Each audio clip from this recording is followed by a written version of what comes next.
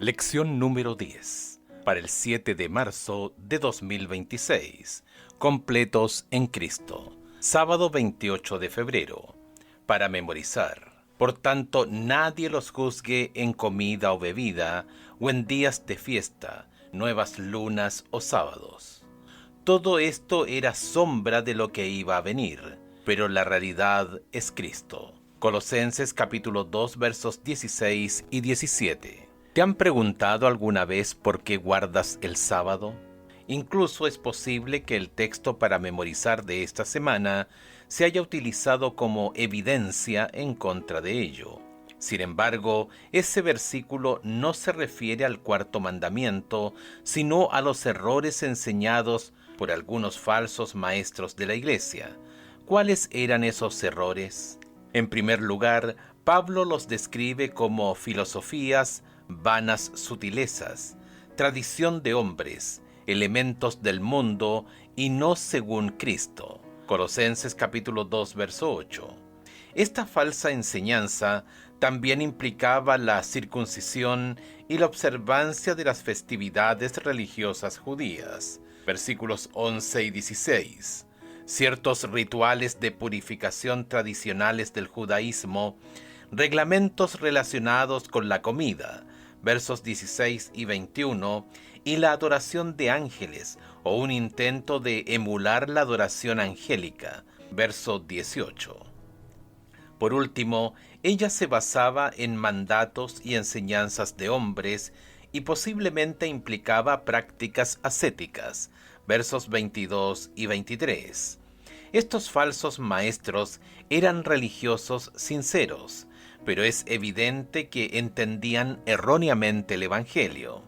Esta semana veremos por qué y descubriremos que el versículo para memorizar no tiene nada que ver con la observancia del séptimo día o sábado semanal, de acuerdo con el cuarto mandamiento. Domingo 1 de marzo. La sabiduría y el conocimiento de Dios. Job preguntó, ¿dónde se halla la sabiduría? ¿Dónde mora el entendimiento? Job capítulo 28 verso 12. Pablo responde, en Cristo, en quien están escondidos todos los tesoros de la sabiduría y el conocimiento. Colosenses capítulo 2 verso 3. Comparar con 1 de Corintios capítulo 1 verso 30. Si tenemos a Cristo, lo tenemos todo, incluso la plena seguridad de comprensión del propósito de la vida. Colosenses capítulo 2 verso 2. Por medio de él se ha revelado el misterio de Dios, que abarca a todo el plan de salvación. Escucha Colosenses capítulo 2, versos 1 al 7. ¿Cuál fue el propósito de Pablo al escribir esta epístola? Porque quiero que sepáis cuán gran lucha sostengo por vosotros y por los que están en la Odisea, y por todos los que nunca han visto mi rostro, para que sean consolados sus corazones, unidos en amor, hasta alcanzar todas las riquezas de pleno entendimiento, a fin de conocer el misterio de Dios el Padre y de Cristo, en quien están escondidos todos los tesoros de la sabiduría y del conocimiento.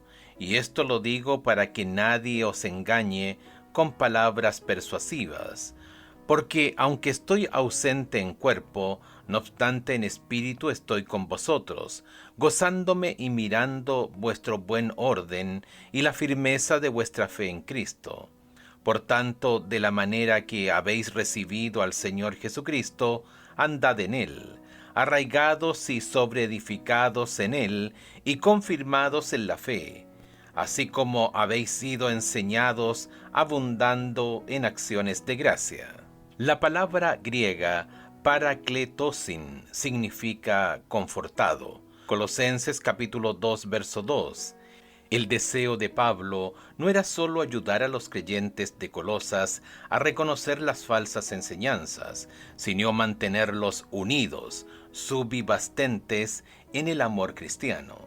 El tiempo verbal empleado en ambos casos, confortado y unidos, indica la confianza de Pablo en que esta epístola lograría su propósito. No obstante, él los elogia por, comillas, su buen orden y la firmeza de su fe en Cristo. Colosenses capítulo 2, verso 5. El término griego taxis, traducido como orden, se utiliza en el Nuevo Testamento, en referencia a las órdenes sacerdotales de Aarón. Lucas capítulo 1, verso 8, Hebreos capítulo 7, verso 11 y Melquisedec, Hebreos capítulo 5, versos 6 y 10, capítulo 6, verso 20, capítulo 7, versos 11 y 17. Pero Pablo lo aplica aquí al orden en la iglesia. Ver también 1 Corintios capítulo 14, verso 40. A veces se entiende a considerar el orden y la organización de la iglesia como una mera cuestión eclesiástica, sin significado teológico, al prescribir un decoro adecuado en el culto. Ver, por ejemplo, 1 Corintios capítulo 11 y especificar cómo debían ser seleccionados los ancianos y los diáconos. 1 Timoteo capítulo 3, Tito capítulo 1. Pablo tuvo mucho cuidado en preservar el orden en la iglesia. Estas medidas estaban destinadas a preservar y proclamar la sabiduría de Dios y las enseñanzas en la Biblia. Como resultado de la enseñanza correcta que los colosenses habían recibido de los asociados de Pablo, tenían una fe firme que no podía ser sacudida, pues descansaba sobre un sólido fundamento bíblico que los protegería de los errores promovidos por los falsos maestros. ¿Cuál ha sido tu experiencia con la necesidad de orden en tu propia vida espiritual? Lunes 2 de marzo. Arraigados y creciendo en Cristo. El tema de Colosenses es una de las máximas más claras para la vida cristiana. De la manera que han recibido al Señor Jesucristo, así anden en Él. Colosenses capítulo 2, verso 6. Recibimos la salvación al aceptar a una persona, no solo un conjunto de enseñanzas. No obstante, recibir a Jesús también incluye aceptar todas sus enseñanzas tal como fueron comunicadas a través de los apóstoles y profetas. Efesios capítulo 2, verso 20. Por sobre todo, aceptar a Cristo significa morir al yo, es decir, una entrega completa del yo a Cristo Jesús, la palabra viviente. No puede ser separado de la Biblia, la palabra escrita. Son las dos caras de una misma moneda. De hecho, solo es posible conocer a Jesús a través de la Escritura. Nosotros andamos o vivimos en Él, es decir, permitimos que su palabra y su espíritu nos guíen en todas nuestras decisiones y prácticas. En Colosenses capítulo 2, verso 7, Pablo compara metafóricamente a los cristianos con plantas. Somos arraigados en Cristo al aceptarlo como nuestro Salvador y ordenar nuestra vida en armonía con su palabra. Así es como llegamos a estar confirmados en la fe. ¿Cómo iluminan los siguientes pasajes la metáfora de la planta como símbolo de los creyentes? Isaías capítulo 61, verso 3. A ordenar que los afligidos de Sión se les dé gloria en lugar de ceniza, óleo de gozo en lugar de luto, manto de alegría en lugar del espíritu angustiado, y serán llamados árboles de justicia, plantío de Jehová para gloria suya. Mateo capítulo 3, verso 10. Y ya también el hacha está puesta a la raíz de los árboles, por tanto todo árbol que no da buen fruto es cortado y echado en el fuego. Lucas capítulo 8, versos 11 al 15. Esta es pues la parábola. La semilla es la palabra de Dios, y los de junto al camino son los que oyen. Y luego viene el diablo y quita de su corazón la palabra, para que no crean y se salven. Los de sobre la piedra son los que, habiendo oído, reciben la palabra con gozo, pero estos no tienen raíces. Creen por algún tiempo, y en el tiempo de la prueba se apartan. La que cayó entre espinos. Estos son los que oyen, pero yéndose son ahogados por los afanes y las riquezas y los placeres de la vida, y no llevan fruto. Mas la que cayó en buena tierra, estos son los de corazón bueno y recto, y retienen la palabra oída, y dan frutos con perseverancia. Primera de Corintios capítulo 3, verso 6. Yo planté, Apolos regó, pero el crecimiento lo ha dado Dios. Pablo expone claramente las dos alternativas de los creyentes. Una consiste en ser como un plantío del Señor, Isaías capítulo 61, verso 3, y permanecer completos en Cristo, aferrándose a Él y a sus enseñanzas. La otra opción podría compararse con una planta artificial, real solo en apariencia, pero desprovista de vida. Al adoptar filosofías y tradiciones humanas, somos llevados cautivos. Colosenses capítulo 2, verso 8. Aunque Cristo nos ha libertado, podemos volver a ser esclavos. Gálatas capítulo 5, verso 1, comparar con Hechos capítulo 15, verso 10. En resumen, aceptar enseñanzas que no son bíblicas significa rechazar a Cristo, adoptar un falso evangelio y reconocer autoridades humanas en lugar y por encima de la autoridad de las Escrituras. Gálatas capítulo 1, versos 6 al 9. Esto era un peligro para la iglesia primitiva y sigue siéndolo hoy. ¿Cuál ha sido tu propia experiencia acerca de lo que significa morir al yo para recibir a Cristo? ¿Por qué debe ser un proceso continuo? Martes 3 de marzo. Clavados en la cruz. Escucha Colosenses capítulo 2, versos 11 al 15. ¿Qué problemas parece estar combatiendo Pablo aquí? Colosenses capítulo 2, versos 11 al 15. En él también fuisteis circuncidados con circuncisión no hecha a mano, al echar de vosotros el cuerpo pecaminoso carnal, en la circuncisión de Cristo, sepultados con él en el bautismo, en el cual fuisteis también resucitados con él, mediante la fe en el poder de Dios que le levantó de los muertos. Y a vosotros, estando muertos en pecados y en la incircuncisión de vuestra carne, os dio vida juntamente con él, perdonándoos todos los pecados, anulando el acta de los decretos que había contra nosotros, que nos era contraria, quitándola de en medio y clavándola en la cruz. Y despojando a los principados y a las potestades, los exhibió públicamente, triunfando sobre ellos en la cruz. Estos textos, especialmente Colosenses capítulo 2, verso 14, suelen ser invocados erróneamente como argumentos contra la observancia de la ley y del sábado, el séptimo día de la semana, el día bíblico de reposo y adoración a Dios. Para ayudar a entender estos textos, los adventistas del séptimo día han propuesto dos interpretaciones principales. De acuerdo con la primera, las ordenanzas clavadas en la cruz se refieren a la lista de cargos desfavorables a nosotros, a semejanza del texto que Pilato fijó en la cruz de Jesús. Mateo capítulo 27, verso 37, Juan capítulo 19, versos 19 y 20. De acuerdo con la segunda interpretación, lo que fue clavado en la cruz fue la ley ceremonial, escrita por Moisés. Ver Deuteronomio capítulo 31, versos 24 al 26. Pablo también se refiere a la circuncisión hecha sin mano. Colosenses capítulo 2, verso 11, es decir, del corazón. Romanos capítulo 2, versos 28 y 29.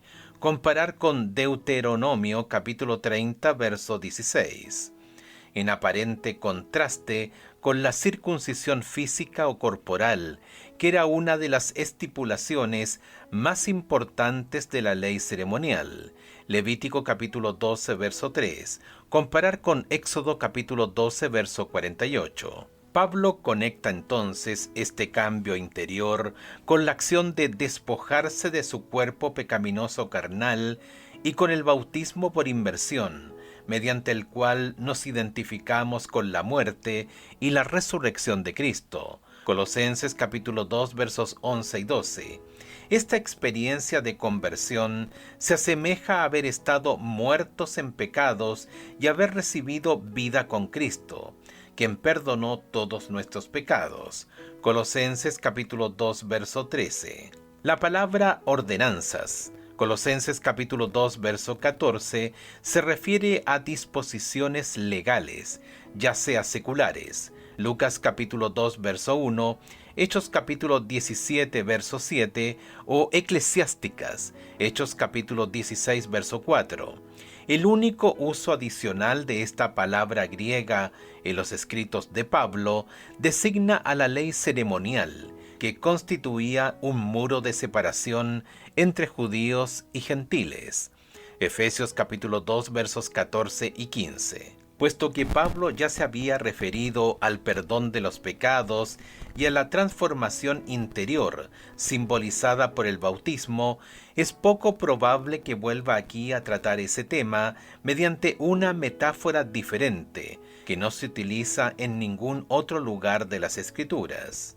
Más bien, Pablo enfatiza aquí un punto similar al expuesto en Efesios, que los creyentes gentiles de Colosas no necesitaban preocuparse por guardar la ley ceremonial, incluida la circuncisión, ni por las leyes de pureza que formaban parte de ella.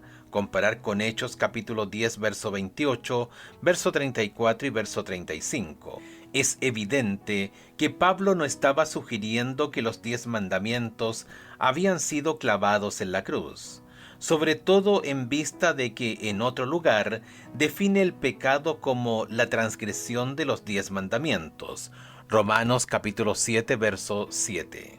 Miércoles 4 de marzo. ¿Sombra o realidad? Escucha Colosenses capítulo 2, versos 16 al 19. ¿Qué prácticas propias del judaísmo destaca Pablo aquí? Por tanto, nadie os juzgue en comida o en bebida, o en cuanto a días de fiesta, luna nueva o días de reposo. Todo lo cual es sombra de lo que ha de venir, pero el cuerpo es de Cristo. Nadie os prive de vuestro premio, afectando humildad y culto a los ángeles, entremetiéndose en lo que no ha visto, vanamente hinchado por su propia mente carnal, y no haciéndose de la cabeza, en virtud de que en todo el cuerpo, nutriéndose y uniéndose por las coyunturas y ligamentos, crece con el crecimiento que da Dios. Los eruditos no están de acuerdo acerca de cuáles eran exactamente los temas que Pablo estaba tratando aquí, pero podemos estar seguros de que la propia epístola proporciona bastante información sobre lo que parece haber sido una influencia divisiva de algunos conversos del judaísmo en esta iglesia, predominantemente gentil. Colosenses capítulo 2, verso 13. En otras palabras, algunos creyentes de origen judío insistían en la observancia de ciertas prácticas que no eran necesarias. Colosenses capítulo 2, verso 16, enumera claramente una serie de prácticas judías regulares que aparentemente seguían siendo observadas entre algunos judíos convertidos al cristianismo. Los elementos de Colosenses capítulo 2, verso 18 hallan cabida en el mismo contexto. Jesús criticó las pretensiones de humildad entre los líderes religiosos. Por ejemplo, Mateo capítulo 6, verso 1, verso 5, verso 7, verso 16. Sabemos por los rollos de Qumran que los ángeles ocupaban un lugar destacado en algunas concepciones judías acerca del culto. En consecuencia, es muy probable que los problemas a los que Pablo se enfrentaba en Colosas fueran similares a los que tuvo que afrontar en otros lugares. Puesto que Colosenses capítulo 2, verso 16 es tan frecuentemente malinterpretado, resulta importante considerarlo más detenidamente. Nótese los siguientes puntos. El uso que hace Pablo de la expresión comillas, por tanto, indica que lo que sigue es una conclusión extraída de lo que dijo previamente. Anteriormente el apóstol había desechado la necesidad de la circuncisión literal, pues lo importante es la transformación interior. Colosenses capítulo 2 versos 11 al 15. La expresión comillas, comida y bebida, se refiere a las ofrendas que los israelitas llevaban al templo. La especificación de comillas, días de fiesta nuevas o sábados, Colosenses capítulo 2 verso 16, alude aparentemente a Oseas capítulo 2 verso 11, donde se hace referencia a la misma secuencia de ocasiones sagradas del calendario litúrgico, incluidos los sábados ceremoniales. Ver, por ejemplo, Levítico capítulo 23, verso 11, verso 24 y verso 32. Para entender este versículo, es crucial la interpretación del propio Pablo, a saber, que tales celebraciones religiosas eran sombra de lo que iba a venir, pero la realidad es Cristo. Colosenses capítulo 2, verso 17. Estos días ceremoniales, al igual que los sacrificios, señalaban la obra de Cristo. Ver 1 Corintios capítulo 5, verso 7, capítulo 15, verso 23. Por el contrario, el séptimo día semanal, sábado, fue instituido en el Edén, antes del pecado y mucho antes de que fueran instituidos los sacrificios ceremoniales del santuario. Por lo tanto, no era una sombra que dejaría de tener sentido después de la cruz. Aunque el texto en cuestión no se refiere a la observancia del sábado semanal ordenada en el cuarto mandamiento, ¿cómo podría aplicar el consejo de Pablo de no juzgar a los demás? Jueves 5 de marzo. Mandamientos de hombres. Escucha Colosenses capítulo 2 versos 20 al 23. ¿Cómo entiendes las exhortaciones de Pablo a la luz de los demás elementos tratados en el mismo capítulo? Colosenses capítulo 2 versos 20 al 23. Pues si habéis muerto con Cristo en cuanto a los rudimentos del mundo, ¿por qué, como si vivieseis en el mundo, os sometéis a preceptos, tales como no manejes, ni gustes, ni aun toques, en conformidad a mandamientos y doctrinas de hombres, cosas que todas se destruyen con el uso? Tales cosas tienen a la verdad cierta reputación de sabiduría en culto voluntario, en humildad y en duro trato del cuerpo, pero no tienen valor alguno contra los apetitos de la carne. Al igual que en su epístola a los Gálatas, Pablo califica la preocupación por observar las ceremonias judías como elementos o rudimentos del mundo. Colosenses capítulo 2 versos 8 y 20. Comparar con Gálatas capítulo 4 versos 3 y 9. En otras palabras, al igual que en el templo terrenal, estas cosas pertenecen a la tierra, pero nuestra ciudadanía está en el cielo. No necesitamos cargar con la ley ceremonial, pues simplemente prefiguraba la realidad que ahora disfrutamos por medio de Cristo. Es decir, aunque originalmente instituidas por Dios, estas ordenanzas, habiendo cumplido su función, ya no son necesarias, puesto que estas regulaciones fueron abolidas en la cruz, como lo indica el rasgamiento divino del velo del templo.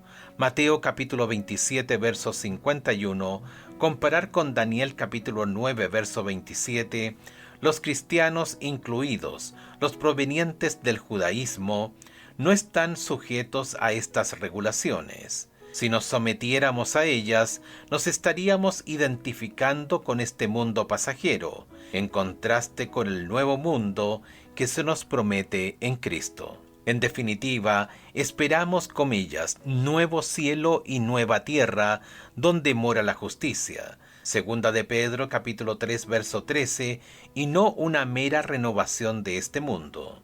Aparte del hecho de que los fariseos y escribas habían añadido requisitos humanos a las normas mosaicas, ver Marcos capítulo 7 versos 1 al 13, la insistencia en perpetuar las creencias del Antiguo Testamento que anunciaban la persona y la obra de Cristo y que por ende dejaron de tener sentido en la cruz, ya no podía considerarse una exigencia divina, sino una imposición humana.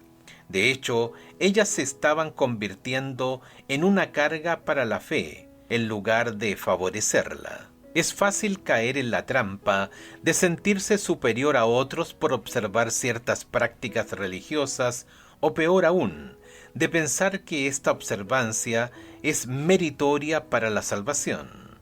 Algunos presuntos eruditos bíblicos han hecho a lo largo de la historia cristiana pronunciamientos religiosos acerca del significado del texto sagrado, ocupando así el lugar del Espíritu Santo como guía de los creyentes. Cristo mismo es la fuente de la que brota la verdad de las Escrituras, tal como la enseñaron Pablo y los demás escritores bíblicos. Tenemos claro que nuestro único fundamento para la salvación es lo que Jesús ha hecho por nosotros, fuera de nosotros, en lugar de nosotros, e independientemente de lo que Él hace en nosotros. Viernes 6 de marzo, para estudiar y meditar. Como en los días de los apóstoles, los hombres intentan por medio de tradiciones y filosofías destruir la fe en las Escrituras.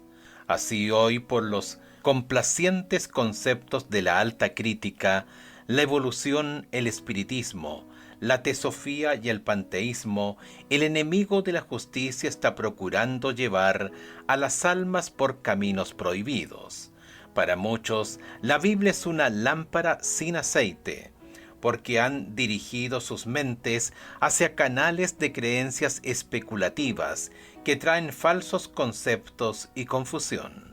La obra de la alta crítica, al criticar, conjeturar y reconstruir, está destruyendo la fe en la Biblia como revelación divina. Está privando a la palabra de Dios del poder de guiar, levantar e inspirar las vidas humanas. Por el espiritismo, multitudes son inducidas a pensar que el deseo es la mayor ley, que la licencia es libertad, y que el hombre es responsable únicamente de sí mismo y ante sí mismo. El seguidor de Cristo se encontrará con las palabras persuasivas contra las cuales el apóstol advirtió a los creyentes de Colosas. Se encontrará con interpretaciones espiritualistas de las Escrituras, pero no debe aceptarlas. Ha de oírsele afirmar claramente las verdades eternas de las Escrituras. Guardando sus ojos fijos en Cristo, caminará constantemente hacia adelante en la senda señalada, descartando todas las ideas que no están en armonía con su enseñanza. La verdad de Dios es el objeto de su contemplación y meditación. Considerará la Biblia como la voz de Dios que le habla directamente. Así encontrará la sabiduría divina. Ellen White, Los Hechos de los Apóstoles, páginas 391 y 392. Preguntas para dialogar. 1. ¿Qué significa que en Cristo habita corporalmente toda la plenitud de la deidad y que Él es la cabeza de todo principado y potestad? Colosenses capítulo 2 versos 9 y 10. Comparar con Juan capítulo 1 verso 1, Hebreos capítulo 1 verso 3, Primera de Pedro capítulo 3 verso 22. 2. Probablemente todos hemos oído a alguien usar Colosenses capítulo 2 versos 14 al 16 como argumento contra la observancia del séptimo día semanal, sábado.